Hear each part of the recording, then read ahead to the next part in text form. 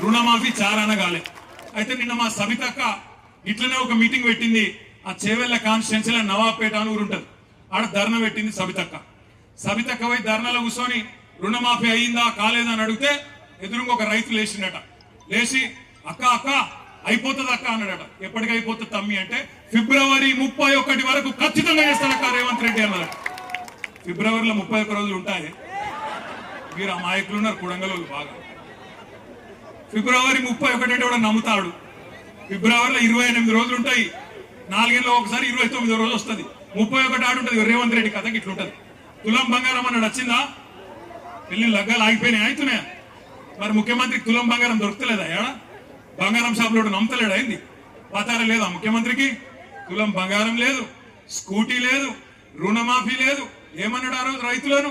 కేసీఆర్ బిచ్చం వేసినట్టు 10,000 ఇస్తుండు, నేను 15,000 ఇస్తా అన్నాడు. ఇంతకుముందు ఎవరో మంచి ప్లకార్డు పట్టుకున్నాడు ఎవడో తమ్ముడు, రేవంత్ రెడ్డి ఎంత బాకినాడు అది పంపి. ఒకసారి యాద పెట్టుకోండి మీరు. రేవంత్ రెడ్డి వచ్చినాక రైతు బంధు ఇప్పటికి రూపాయి కూడా ఇయ్యలే, 1 రూపాయి కూడా ఇయ్యలే. నేను ఉత్తగానే చెప్తలేను ఈ మాట, ఎందుకంటే ఆనాడు సరిగ్గా ఎలక్షన్లకు ముందు కేసీఆర్ గారు ముఖ్యమంత్రిగా ఉన్నప్పుడు ఆనాడు మీరు యాద్ చేసుకోండి ఒక్కసారి, కేసీఆర్ గారు 12 సార్లు ఇచ్చిండు రైతు బంధు. ఒకసారి కాదు, 2 సార్లు కాదు, 12 సార్లు 73,000 కోట్ల రూపాయలు టింగు టింగు అనుకుంటా బ్రహ్మాండంగా మన ఖాతాలో పడుతుండే.